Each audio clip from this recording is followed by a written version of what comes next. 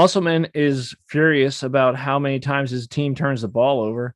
Tony gets tossed out of the game, and Arkansas defeats Pennsylvania 76-60. Welcome to Arkansas Basketball Recap. I'm Daniel Price. That's Jacob Price. There's not like a ton to talk about here, except for maybe sort of two of the things that I just mentioned. By and large, Arkansas did, I think, what they're supposed to do, which is beat a team that's not nearly as talented as them, especially when they have their best player hurt. Another starter goes down minutes into the game. And when you put all of that out there, you feel like you should have won by more than 16. I mean, it's weird because when I guess 14, so if they won, 16, they won by 16. That seems like a solid win, but this is one of those games where, and Musselman brought this up in the press conference, where he was angry that they didn't close them out sooner so he could have got a look at other players on the bench. He said he was talking about how these are the games that he's supposed to be able to stick guys that he wants to get some run in, get some experience, get on the floor. He's like, the starters didn't do their job so that the last 10 minutes of the game, I could have my bench in there and start looking at how they were going to run stuff and get them some court time and all that stuff. And he was actually fairly upset about it, which I think there's something to that, right? Like, I mean, you're playing, that's an inferior opponent. I would actually say that that's probably the worst team that we've played so far. I don't know how they are when they have, their best player, but that roster, that seems like a team that you should be, with 10 minutes left in the game, you should be up by 26 points and Must should be able to clear the bench. Yeah, I mean, I felt like that. I felt like when 10 minutes gone by in the first half, like it almost felt like it should have already been a 15 to 20 point game. And I think it was like 8 or maybe even closer than that. And then, at halftime, they had him by, it still wasn't what you thought, but you were like, it felt like we were missing layups and it felt like we were turning the ball over. Yeah, it just felt like what it felt like? It felt like that zone really messed us up for a little while because Arkansas is not shooting the ball well enough right now to deal with a zone. What I would be concerned that other teams are gonna look at that and say, we can score better than that team, but Arkansas doesn't possess the shooters to shoot you out of a zone. Yeah, I think if I was playing Arkansas and I was inferior, like I didn't think I could match up defender for defender, I would definitely maybe do a box and one on Note or whatever, not let Note shoot, and not just accept if you're going to get beat by a Mude hitting 17-foot jump shots, that's fine. You know what I mean? That's what I would probably do against Arkansas, because I am the one thing still, even more than their point guard thing, because they seem to be able to move the ball well enough, work it through Jalen Williams a little bit. And like I said, everyone's doing a better job of passing, even Likes and Note. So I think, I mean, it's not great. I'd rather have like a distinct floor general, but the shooting scares me, because I just don't, I mean, even all of those guys can make a shot, we don't have knockdown shooters. You know what I mean? And in this day and age, it's kind of terrifying if you go up against a team that does, and you're going to get into a shootout. We're going to get it. I mean, we can get into a run and gun layup out, but yeah, I do worry about if a team that has better physical personnel tries to play a longer zone on us, that could be an issue for us, which is so weird in this day and age, because it seems like zone is over because everyone has 6 guys that shoot 40% from threes on their team now. So it feels like zone is dead forever. You feel like if we played Syracuse right now, you'd be like, uh-oh. Yeah, for sure. Yeah, I mean, we turned the ball over a lot, and Muss was very unhappy about the ball, taking care of the ball, and how and a lot of it was passes. I mean, and I think a lot of that, some of it was the zone where they just, guys were guarding areas instead of men, and they were guys were cutting, and they just were making passes like a team wasn't guarding areas instead of men. And then some of it was just, trying to get too much, trying to take things that weren't there, and you just can't do that. I mean, Muss said in the press conference, like, I'd rather get a bad shot than turn the ball over. We don't, like, that's not what we do. We don't turn the ball over. We will take a bad shot on goal before we turn the ball over. Yeah, because at least then you have a chance to rebound, which is what we do best. Right. Way rather have the ball going up at the glass anywhere near it, because then you at least have a chance of one of those guys crashing in there. I mean, but then we still did rebound really well. Yeah, we rebounded great. Our defense was okay. Muss did complain about the fact that a freshman went off on us, and a team missing their best player had a guy that went off. And, he complained a little bit about our perimeter defense. He thought our interior guys did a good job, but our front court, our back court didn't do a great job. I mean, he made this statement, which I love, this attitude, where he said, Muss said, guys don't have career nights against us. That's not who we are. Now, I like that attitude, that if you can instill that sort of thing in the head of your players, that one thing that we don't allow to happen is for guys to go off for the best night of their career. We're not doing that. And they did that tonight, where they let a guy do that. And he wasn't happy with it. I mean, that guy, I mean, like I said, we'll see. Maybe who knows, maybe he isn't as good as he played tonight. But I mean, I think objectively speaking, that was the most interesting thing that happened the whole game, was because it wasn't, I mean, I've seen guys have career games where you're just like, a shooter gets hot and he drops like 8 threes, and you're like, are you serious? You know what I mean? That wasn't that. That guy was scoring in every possible way, and he was working for those points. Oh, and he was Stephen Curry, like running around like crazy, doing back cuts, and he was also making good passes. And I was watching him off the ball. He was he was setting tough screens against guys that were way bigger than him. And I mean, I was looking at him, like I said, maybe that's not indicative, that maybe he won't play like that. But I was looking at him going, how did this guy go to Pennsylvania?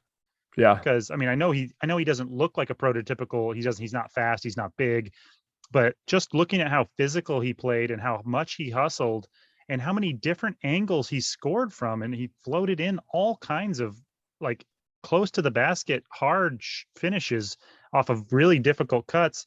I was like, and then they said he was the leading scorer in high school in California. And I was like, how does the leading high school scorer in California go to Pennsylvania? I mean, I'll take him right now. Yeah. Can we give him a scholarship? Because, yeah, like I said, maybe that's not the way he always plays, Yeah. Well, I mean, it makes you think that he's capable of doing that on a pretty consistent basis, because it wasn't just, a dude catches fire and just sinks everything he shoots, which any guy that plays basketball has that happen every once in a while. Mm-hmm. It didn't seem like it was that. Those are different kind of points. Yeah, I was impressed with him. I thought I would be surprised if he doesn't end up being a pretty good player for them over the long haul. Like, I would be surprised, because he looked that's the way that he was scoring and the way that he was hustling. I was like, wow, that to me, that didn't look like lightning in a bottle. You know what I mean? Yeah, I agree. I was surprised a little bit that Connor didn't play more. He played a decent amount, but I was surprised that he didn't play more against a zone. I mean, especially once, and we'll talk about this, but when Tony got ejected, I thought we were going to see a lot of Connor, because you have a post player gone, and it seems like Connor in the high post is exactly what you want to do against a zone, because that pass is just there all day, and you can just run it from the high post, and you have to guard him right there, because he'll sink that shot like a layup if you don't. Yeah, I don't know what he was thinking exactly. I mean, because it did also seem like that team wasn't. Sometimes it looks, there's guys and you're like, well, it's probably defensive. Like, there's just nobody he can guard. Well, Connor came out in the second half and he's like, let me just hit this Dirk, fadeaway on you, which they cleared out, and they ran that for him. He's like, let me get this shot off, and then had, a nice, like, kind of, run to the basket where they dish it off to him and stuff. And I thought, okay, like we're going to be doing some of this the second half. And then, he came out and didn't really go back in. Yeah, like I said, I mean, it did seem like they had guys that he could guard too. Like they didn't Mm-hmm. have huge, fast or whatever, like, guys that you would turn him around. But I mean, maybe it was defensive. Maybe because that team did execute really good, Yeah, there was a or lot of really back, well, lot of back cutting. and maybe he just thought he was too going to be too out of position too many times. I thought he played okay, Mhm. um, but yeah, I do think we maybe win that game by 20 if Tony's in there. You know, Oh, I think so. um, I think so too. I think that made a difference. I do think Amude stepped up. oh I yeah, like played really Amude. well. Yeah, he played really well, and I think uh, as far as mid-range games go, he might have the best one on the team. Hmm. I like his mid-range jump shot game. We need a little bit of that, and he seems that he can get that shot sort of when he wants. So I like that. Obviously, he rebounded the ball really well. So I thought, in fact, I mean, I thought he was player of the game. I mean, despite the fact that Note had 9 rebounds and Yeah, 28 and I mean, points. I think it's a toss up between him. Like, I definitely thought it was him for a while. He definitely, I mean, when he was doing all that, that's when it stretched out to 20. Yeah. When he was hitting those shots, I mean, he hit a couple of threes, but Note really did keep there at the end. The last 8 minutes just kept them, because I mean, when they got it within 12, I was like, okay, guys, let's not Yeah. do this now, and Note really, both defensively and Hmm. offensively, played really well down the stretch and kind of kept them from having any more hope than they already did. Yeah. So Yeah. I was leaning towards Amude just because he came off the bench. It was, had to play a lot more minutes than he was used, than he has had to play, and and did a good job. Uh, but speaking of Tony, now this is the second game in not that many games where we've had a guy not just get teed up, but ejected for just something stupid, man. Like that yeah, what one do you think was, about? I don't know if that warrants an ejection. Again, kind of like the Debo Davis thing, but apparently they're calling that a lot stricter, where they're willing to throw you out for anything that's sort of maliciously intentional. mhm. Um, I think and if he hadn't hit him in the face, I think he'd been fine.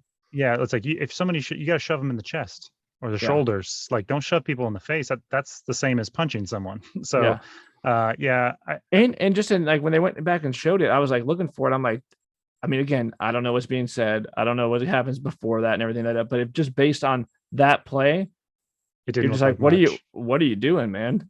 I Like mean, I that think that was, guy gave him a little bit of forearm, yeah. like, but like, yeah, that's Ain't something not, where you ain't, just. ain't nothing you haven't experienced 1,000 times playing basketball. And what happened to?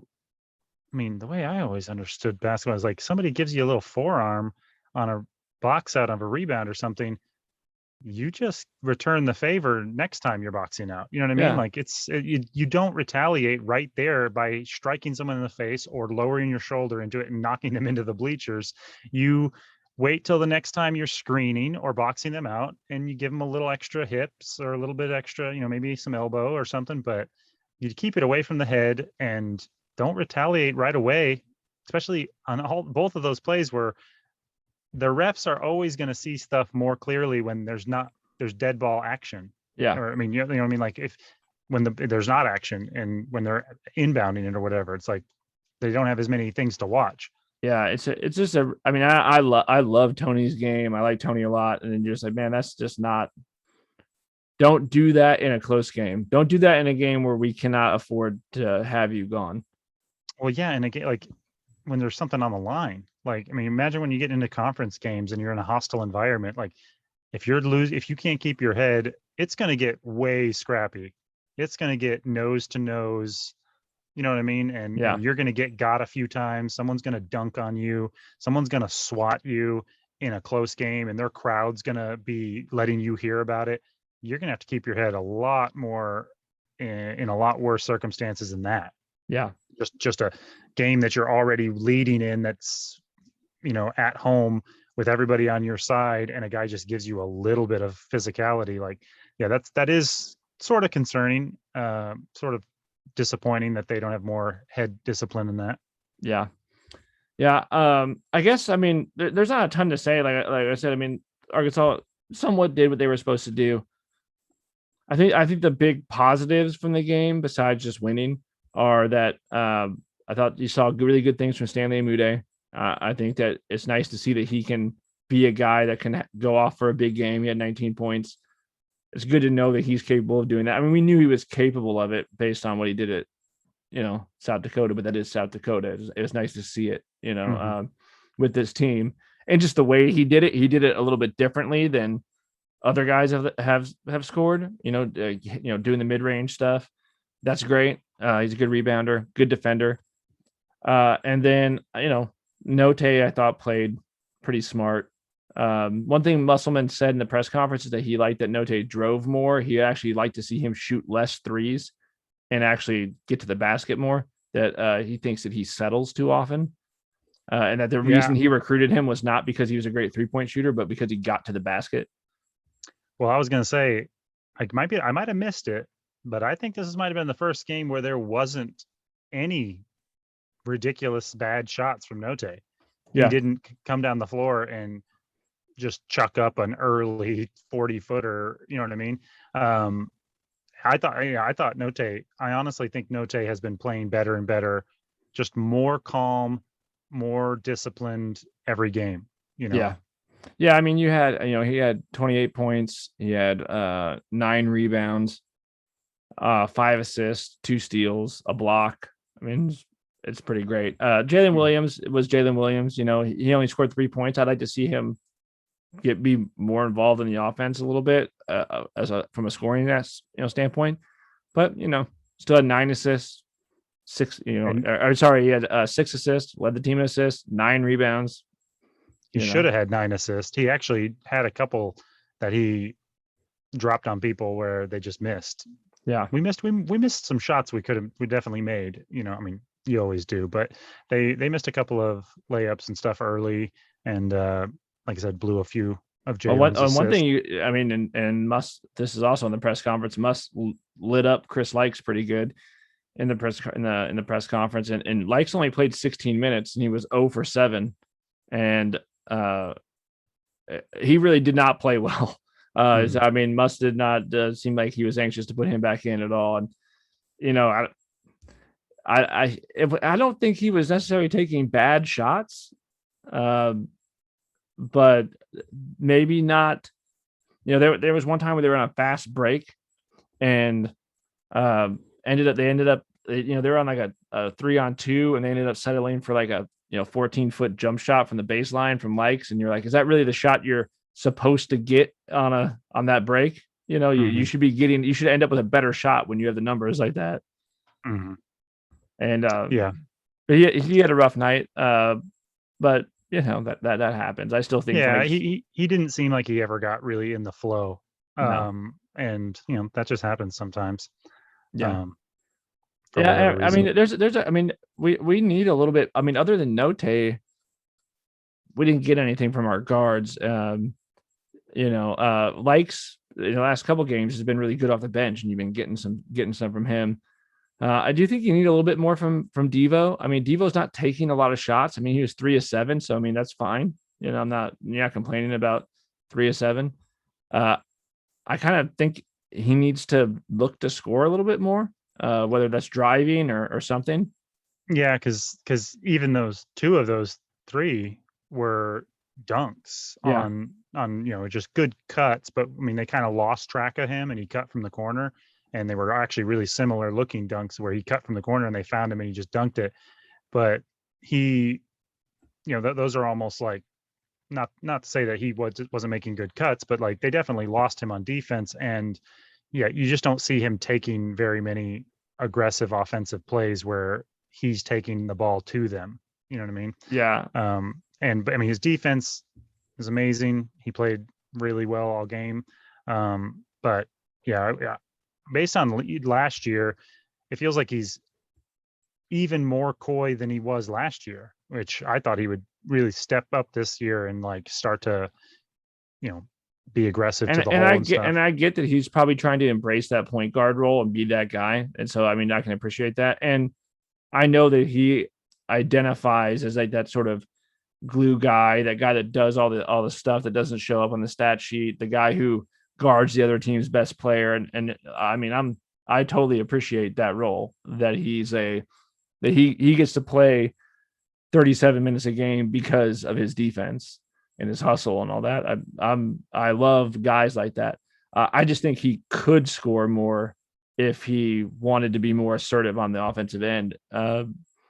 Not that he shouldn't be trying to embrace that point guard role, but he's a big guy. I mean, if he's a big point guard, he's a big point guard.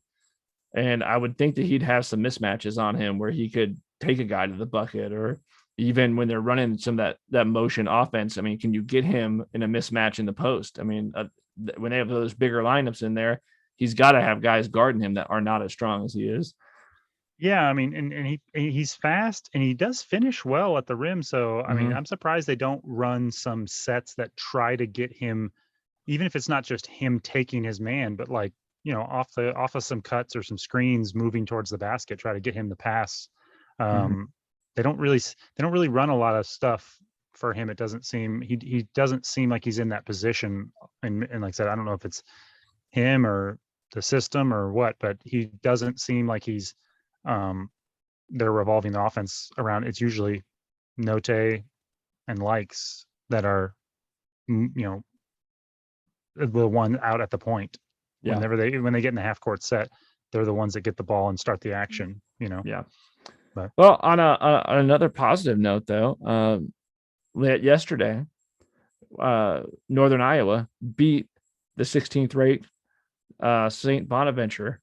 So oh yeah, there you go. Musk said it was going to happen, that they were going to beat a bunch of teams, and they already beat a ranked team. And so that win, I think that's a win that could be looking really nice for us down the stretch. That team does seem like a team that's going to beat some teams.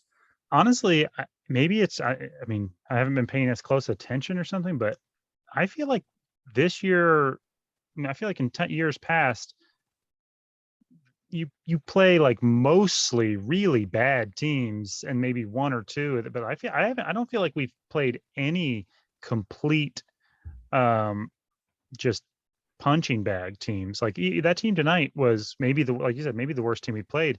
And they had some good players and they were actually undermanned. I mean, they had some hurt players and they had a guy go down early. That was I think pretty pivotal for them, a starter. And they still it's not like you just ran over them. Yeah, You had to yeah. try to beat them. And like I said, I just feel like I remember more in early games, like where you empty your benches within Well, the I last mean, I five mean, minutes a lot Muss more. has Muss has said this over and over again, that Coach Ruda, who does their scheduling, that he really really does his research, and he tries to schedule teams that he believes have a chance to win their conference. So for the non-conference schedule, yeah, you're scheduling non-power 5 teams, but he's trying to schedule the best ones. So Mhm. he's looking at how they finished the year before, what they brought back, did they get some transfers, and he actually, Coach Musselman has said that there was teams on the schedule in Northern Iowa. Northern Iowa was one of them. He said you're not going to like it when you actually play them, but it's going to look good down the road, and looks like that might be the case. And so I think that with the exception, next on Wednesday we're playing UCA. That's an in-state school. There's a reason we're playing them. It's a easy game for us to schedule, easy for them to get to us. Um, but I think a lot of these other teams, he's scheduling teams that he doesn't expect to finish at the bottom of their conference. Yeah. I wonder too. I mean, basketball has certainly changed a lot there's been basically a revolution in basketball since Steph Curry. Mm-hmm. I've seen it on pickup games. I've seen it with the kids at the community center. The way that kids practice dribbling and shooting now they're all Pistol Pete. They're all dribbling between their legs and when they're like 4 years old, and Mm. they're all shooting from crazy distances. And I do wonder if there's going to be, if you, when it, when the big schools all get the athletes, the physical freaks, the giants that are also athletic. And then when the game was post oriented, or at least even just size oriented, you know, it, it just there was nothing that you could do. There's only so many of those guys born, you know what I mean? And they get distributed to all of the major universities. And now I just wonder if you're going to see a little bit of a flattening of that, because the thing that, I mean, even though there are gifts, I mean, whether it be hand-eye coordination or whatever, that you have to be a good basketball player, there's a lot more guys who can learn to shoot from and dribble from 4 years old on through JV basketball than, I mean, like I said, you just don't make very many guys that are LeBron James, you know what I Yeah. mean? Or I mean that, you know, he's obviously the freak of freaks, but those bodies are just rare, so they're in high demand. But the other thing you can cultivate, and I feel like we're starting to, Steph Curry's 10 years ago, you know what I mean? And I feel like we're starting to see with guys like the guy we played tonight, there's going to be a lot of those guys that are regular sized dudes that have just put in the work, and they can shoot and they can move and they can dribble. And I'm wondering if there's going to be a little bit of a flattening between, I mean, not, I mean, you're still, I definitely think there's more parity in college basketball than there was 10 years ago. yeah, because it's like, I mean, the post game is not the thing that's essential anymore. It's shooting and movement without the ball. And I mean, you can teach that more so than the other thing that used to make a team really good. Well, I mean, like I said, and the other thing that flattens it out is the transfer portal. I mean, yeah, now a guy not getting if he's not getting any run, he just transfers to somewhere else. You know, and so these other, you know, you can have guys that were good enough to get a scholarship at, you know, some Power 5 school, you know, even a blue blood, and then next thing you know, they're playing for like Louisiana Monroe because they transferred, because they, you know, there's only 5 guys can start, you know, and so it yeah, used to be you just had to dude wait it out. Now you just be like, I'm out and I'm gonna go play somewhere else. that dude that played tonight might be playing for an SEC team next year. You know That's what I right. mean? Like, Yeah, could be. I mean, that's how you end up with half of our roster. mhm. You know, was Oh yeah, that? that's why every year since Musselman's been here, I have to learn like 3 to 4 new names that are starting. Mm-hmm. You know what I Yeah. mean? Not like guys that are coming off the bench, like starters. So Yep. Yep. All right. Well, as I said, Wednesday, Arkansas will face off against UCA, and we'll be back sometime after that game to recap that. But until then, hey, if you're watching this on YouTube, make sure you hit that subscribe button, maybe hit that like button if you enjoyed it, and we'll see you later on in the week. yeah.